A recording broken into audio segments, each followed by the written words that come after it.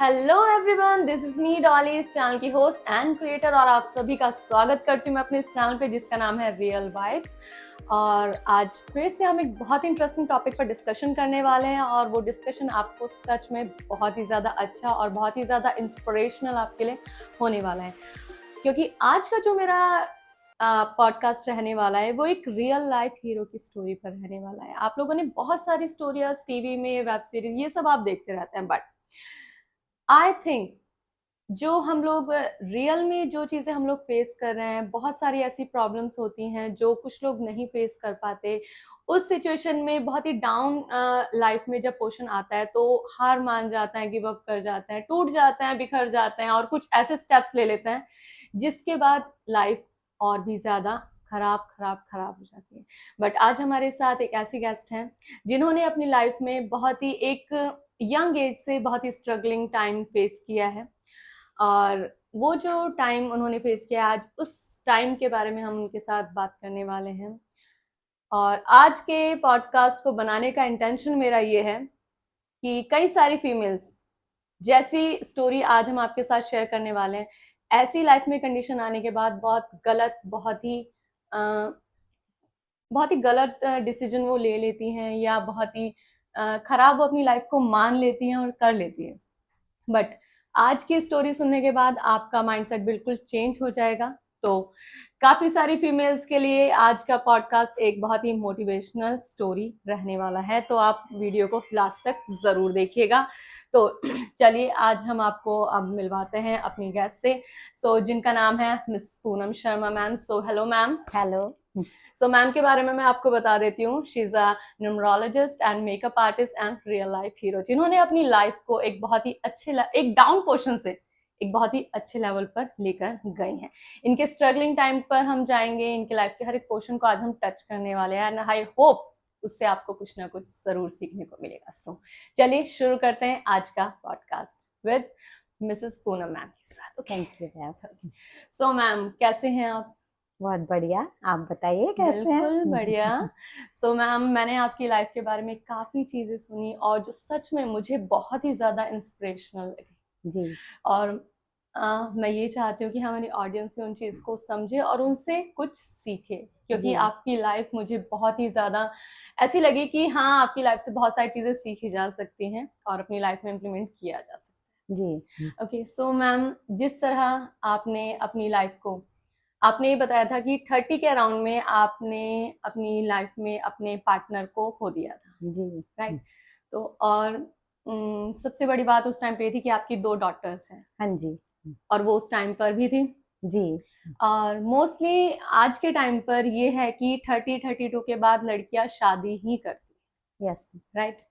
In fact ये है, real fact है। मेरी फ्रेंड है, उसकी भी अभी 32 की एज में अभी शादी हुई। जी। और आपने उस टाइम से अपनी लाइफ को एक ऐसा लाइफ आपने चुनी, एक विडो की लाइफ, और उसी को आपने कंटिन्यू रखा। और मैंने बहुत सोचा तो मुझे ये लगा कि आपका स्ट्रगलिंग टाइम जस्ट वहीं से नहीं, उससे पहले से शुरू हुआ, जब आप अपने हस्बैंड की हीलिंग के लिए बहुत ज्यादा एफर्ट लगा रही थी उन्हें ठीक करने की। हाँ जी मैम। तो मैम, अब आप ये बताइए आपकी जर्नी की शुरुआत कैसे हुई और किस पॉइंट से हुई? मैम, मैं बहुत हैप्पीली फैमिली जी रही थी, मेरी 2 बेटियां और हम दो, हमारे 2 बहुत अच्छी एक फैमिली थी। और सडनली मेरे हस्बैंड को कुछ खाने में प्रॉब्लम्स होने लगी, वो फूड वगैरह नहीं खा पाते थे। तो हमने उनका ट्रीटमेंट स्टार्ट किया। स्टार्टिंग में तो हमें नहीं पता चला, फिर हम लोग जब चंडीगढ़ लेकर गए तो पता चला उनको कैंसरस है, और वो भी लास्ट स्टेज पर है।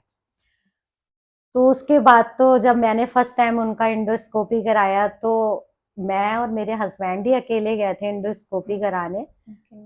तो मैंने जब एंडोस्कोपी स्क्रीन पर देखा तो मेरी तो दुनिया ही बदल गई, मेरे पैरों के नीचे से जमीन खिसक गई कि ऐसा भी हो सकता है। उनका जो कैंसर था वो पूरी बॉडी में स्प्रेड कर चुका था, और डॉक्टर बोल चुके थे कि इनके पास ज्यादा टाइम नहीं है। बट हमने तो कभी सोचा भी नहीं था कि ऐसा होगा। मेरे बच्चे बहुत छोटे थे, मेरी बेटी 11th में थी। तो फिर उस टाइम ऐसा लगा कि अब क्या करें। हमने बहुत ट्रीटमेंट भी कराया, हर तरीके की थेरेपी भी कराई, बट कुछ भी हाथ नहीं लगा हमारे। 8 मंथ बीमार रहे ये 8 मंथ के बाद इनके डेथ हो गई।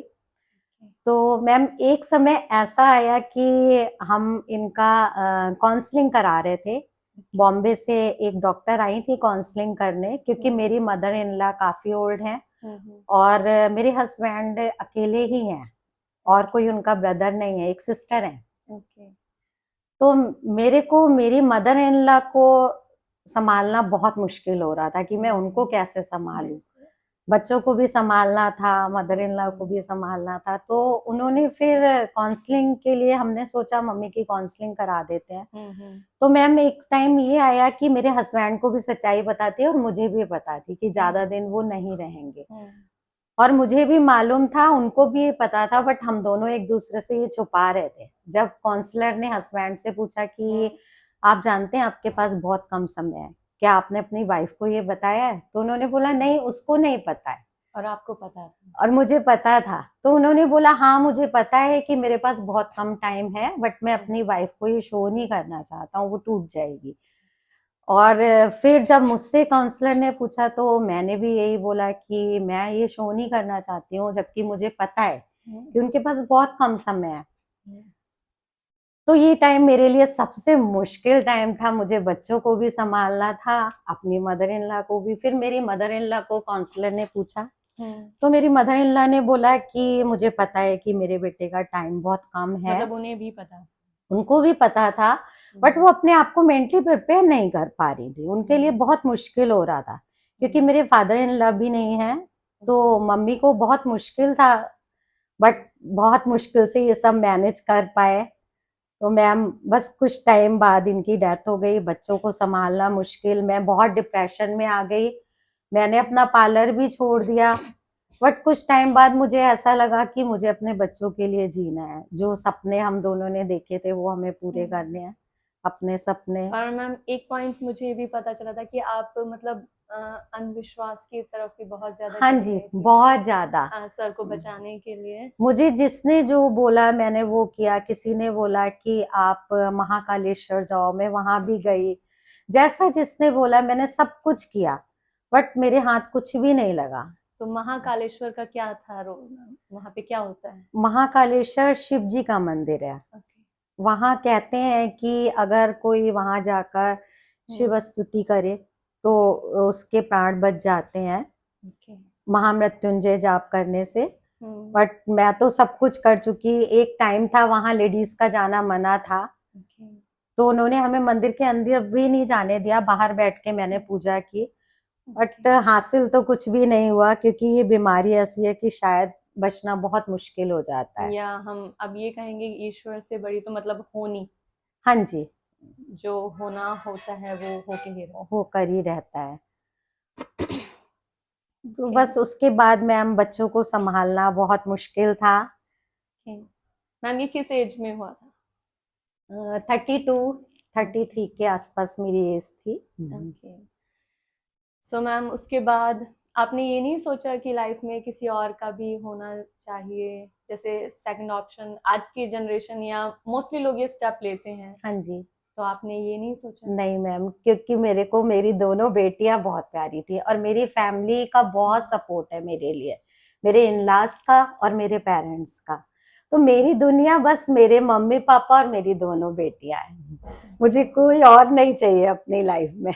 तो क्या क्या स्ट्रगल रहे मैम? आपने क्या क्या चीजें फेस करी? क्योंकि यंग एज में दुनिया भी बहुत हाँ जी, डिस्ट्रैक्ट करने की कोशिश करती है। जी, बहुत सारी लोग नेगेटिविटी भी हाँ लाते हैं जी। लाइफ में, तो इन सब चीजों को आपने कैसे डील किया?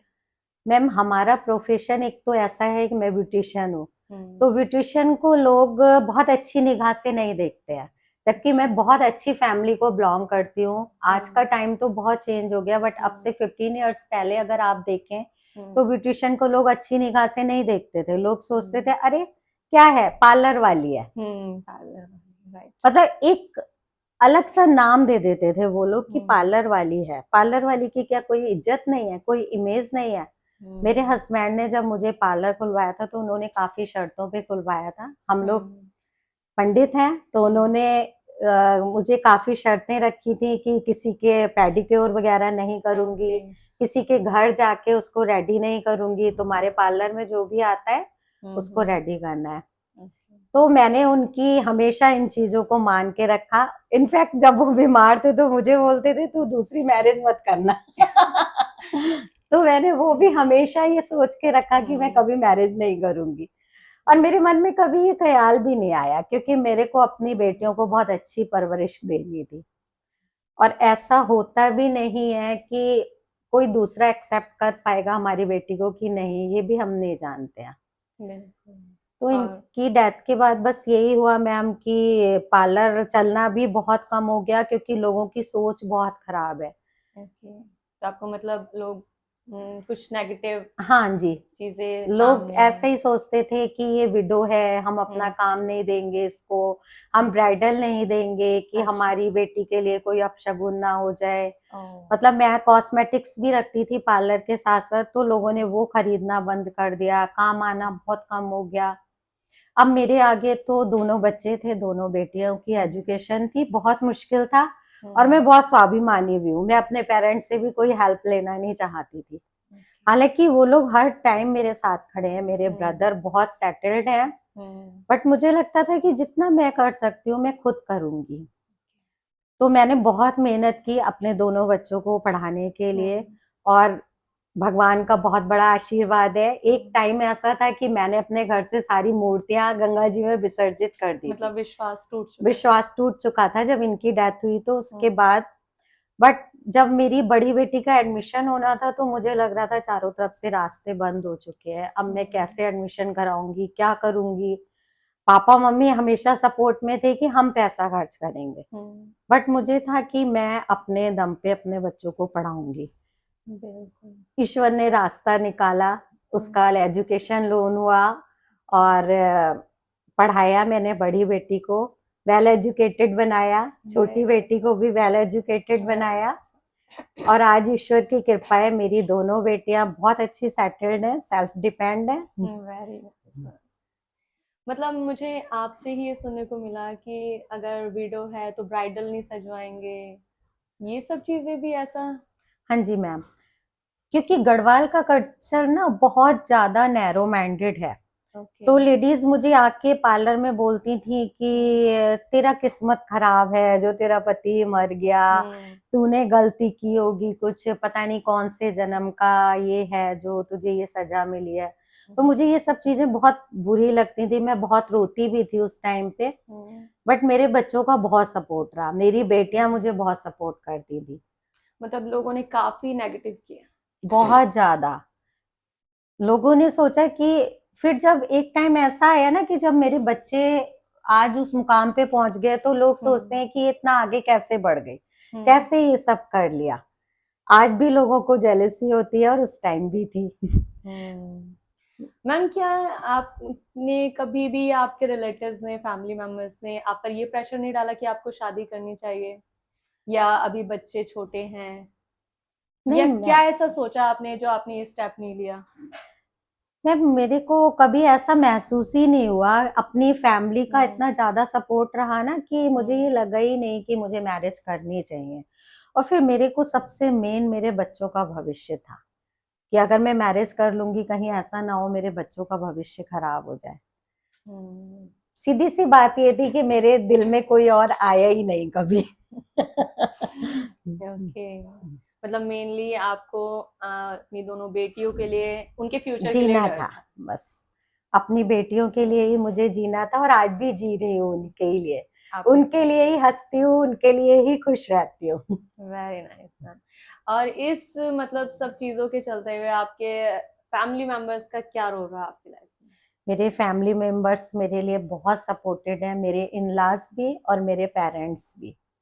मेरे जो इन-लॉज हैं, मेरी बहुत छोटा सा परिवार है, मेरी सिस्टर इन लॉ और मेरी मदर इन लॉ, तो बहुत सपोर्टेड रहे हैं पूरी फैमिली। शायद मैं अपनी जर्नी को इसीलिए इतना आगे बढ़ा पाई कि मेरी फैमिली ने बहुत सपोर्ट किया। अगर एक क्वेश्चन पूछा जाए, सबसे ज्यादा बैड पॉइंट जी, कौन सा रहा होगा इस सिचुएशन के बाद? जिसे मतलब एकदम हार्ट ब्रेकिंग कह सकते हैं कि बिल्कुल बर्दाश्त से बाहर, ऐसा कौन सा पॉइंट रहा होगा जिसे आप कह सकते हस्बैंड की डेथ के बाद हैं?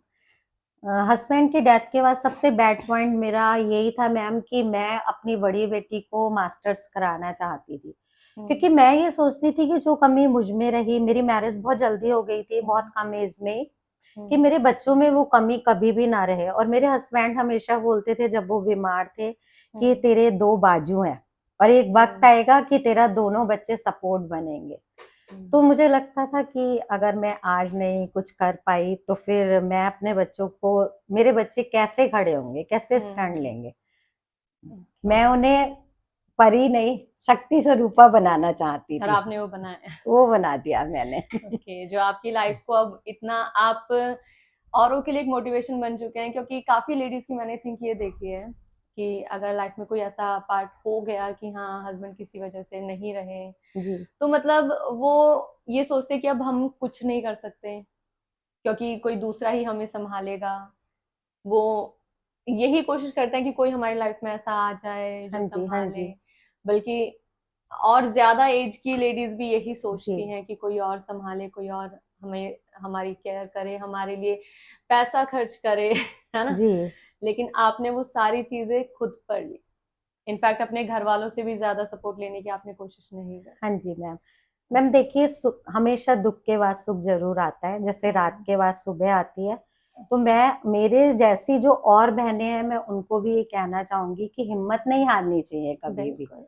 हर रात के बाद सुबह होती है, तो क्या हिम्मत से काम लेना चाहिए। बिल्कुल, क्या मैम भरोसा करना चाहिए किसी और पे? नहीं करना चाहिए आज के टाइम में, तो बिल्कुल भी नहीं। Okay. मैंने तो अपनी बेटियों को भी यही सिखाया है कि आज के टाइम में किसी पे फेथ नहीं करना चाहिए। क्योंकि हम सोच रहे हैं कि क्या पता कोई हमारी लाइफ में आ जाएगा तो लाइफ इजी हो जाएगी, जी लेकिन बहुत रेयर चांस है। बहुत रेयर चांस है। और देखिए, मेरा कहना ये था कि अगर मुझे सुख मिलना होता तो मेरे हस्बैंड ही क्यों जाते, एक ही से मिल गया होता। बिल्कुल। बट मेरी लाइफ में नहीं था। जितना समय वो मेरे साथ रहे, बहुत अच्छे से रहे, हमारा बहुत प्यार था, क्वालिटी टाइम था, क्वालिटी टाइम था। लिमिटेड था बट क्वालिटी टाइम। हाँ जी और कुछ का ऐसा होता है बहुत लंबा होता है बट बहुत डिस्टर्बिंग होता है। जी मतलब वो टाइम ही बहुत ही बुरा लगता है कि हाँ जी लेकिन आपने एक सही स्टेप लिया, आपने अपनी लाइफ को भी अच्छा रखा और इनफैक्ट अपनी बेटियों की लाइफ के लिए भी सोचा। क्योंकि जैसे जैसे हम दुनिया में सुनते हैं कि अगर मदर ने शादी कर लिया तो उसका सबसे ज्यादा इफेक्ट, बैड इफेक्ट बच्चों पे बच्चों पर पड़ता आता है। है। हाँ जी तो आपने उस बैड इफेक्ट से भी अपने बच्चों को बचाया जी और लाइफ अपनी भी अच्छी करी और अपनी बेटियों की। हाँ जी सो मैम, आपकी लाइफ एक बहुत ही इंस्पिरेशनल रही है जी। आपके लिए और हमारे लिए, राइट? Thank you. तो आप क्या मैसेज देना चाहेंगे जो लेडीज हैं जो इस चीज को फेस कर रही हैं, जो इस चीज से बाहर नहीं निकल पा रही? सबसे पहले तो मैं ये कहना चाहूंगी कि सेल्फ डिपेंड होना बहुत जरूरी है। ओके। आपको अपने पैरों पे खड़ा करना है और कोई काम छोटा बड़ा नहीं होता, बस आपको कोई गलत काम नहीं करना है, ताकि आपके आगे जाके आपके बच्चों का भविष्य खराब ना हो जाए। तो ऐसी लेडीज के लिए मैं बहुत सपोर्ट भी करती हूँ और मैं अपनी तरफ से कोशिश करती हूँ कि मैं उनको एक अच्छा संदेश दूं कि आप हिम्मत मत हारिए। बिल्कुल। और जरूरी नहीं है कोई दूसरा ही हमारी लाइफ को बेटर हाँ करेगा। जी हम अकेले आए हैं, अकेले ही जाएंगे। जी, तो हार के बाद ही जीत है। बिल्कुल। सो आपने अपनी लाइफ को बेटर किया है एक अच्छे गट्स के साथ, जी बहुत सारी चीजें फेस करी हैं, हाँ जी है ना। लोगों की बहुत बुरी चीजें भी फेस करी है, लोगों के बहुत नेगेटिव हाँ थॉट्स, जी उन सब चीजों से आपने कैसे उन सब चीजों को डील किया होगा, कैसे उन सब चीजों से आप बाहर निकले होंगे, ये जो फील आप कर रहे हैं वो आप ही जी समझ सकते हैं। हाँ जी या इस समय जो और भी लेडीज हैं जो इसी टाइप की सिचुएशन को फेस कर रही हैं, इस समय से निकल रही हैं, जी। तो आप बताइए, आप एक शॉर्ट में आप उन्हें क्या मैसेज देंगे? क्या विश्वास करे किसी पर या ना करे, अपनी लाइफ के लिए खुद स्टेप ले? मैम, मैं तो यही कहना चाहूंगी कि अपनी लाइफ के लिए वो खुद स्टेप लें, किसी पे फेथ करने का समय नहीं है। बहुत रियर ही ऐसा होता है कि कोई आपको ऐसा पर्सन मिल जाए जो आपकी लाइफ अच्छे से चला सके, बट बहुत मुश्किल होता है। आज आपको वो अच्छा कहेगा, बट 4 साल बाद 5 साल बाद वो फिर छोड़ के चला जाएगा, तो आप क्या करोगे? फिर तो आप कहीं के भी नहीं रहोगे ना। इससे बेटर ये है कि आप अपने आप को सेल्फ डिपेंड बनाइए और मुश्किलों से लड़ना सीखिए। सो मैम, आप हमें ये बताइए कि इस टाइम पर, जी जिस टाइम पे सर भी नहीं रहे, उसके बाद आपको अपने बच्चों के लिए जो आपने स्टेप लिया कि हाँ मैं करूंगी, ठीक जी है, अपनी लाइफ को आगे कंटिन्यू करूंगी, अपने बच्चों की लाइफ को बेटर करूंगी, तो उस टाइम पर आपको अपनी सेल्फ रिस्पेक्ट को भी मेंटेन रखना था, जी ठीक है, अपने फाइनेंशियली भी आपको स्टेबल होना था अपने लिए और अपने बच्चों के लिए, जी और इस दुनिया की नेगेटिविटी से भी बचना था। तो इन सब चीजों के लिए, इन सब चीजों में मेंटेन करने के लिए आपने क्या क्या किया? मैंने अपना जो मेरा प्रोफेशन है उसको अपना जुनून बना लिया कि मैं रात रात तक पार्लर में काम करती थी, पेडिक्योर करती थी लोगों के। जो भी मुझे दूर दूर के काम मिलने लगे वो बाहर जाके भी मैं करने लग गई। कुछ मेरे फ्रेंड सर्किल में प्री ब्राइड्स करवाने आते हैं बाहर से, मैं वो भी करने जाने लग गई। जबकि एक पॉइंट ऐसा था कि मैं नहीं जाती थी कहीं बाहर, बट मैं करने लगी क्योंकि अपने बच्चों को पढ़ाना है, सारे स्ट्रगल देखने थे फैमिली के, तो ये सब काम भी करने लगी। उस बीच बहुत सारी प्रॉब्लम्स भी फेस कर रही थी। फैमिली वालों का तो सपोर्ट था ही, बट बाहर के लोग जो थे वो बहुत उल्टा सीधा बोलते थे। कहीं बाहर जाती थी तो बोलते थे ये इतना मेकअप करके जा रही है, इतना मेंटेन करके क्यों रखती है अपने आप को। बट मैम एक तो हमारा प्रोफेशन ऐसा था कि अगर हम खुद मेंटेन नहीं रखेंगे अपने आप को तो हम दूसरे को कैसे रखेंगे। और हर एक को हम ये भी शो नहीं कर सकते हैं कि मैं विडो हूँ, मैं किसी को ये शो करना नहीं चाहती थी, क्योंकि हर दूसरा बंदा आपके इमोशंस का फायदा उठाता है। अगर किसी जेंट्स के सामने आप ये शो करेंगे कि भाई हमारा फैमिली प्रॉब्लम ये है, तो वो आपका फायदा उठाएगा।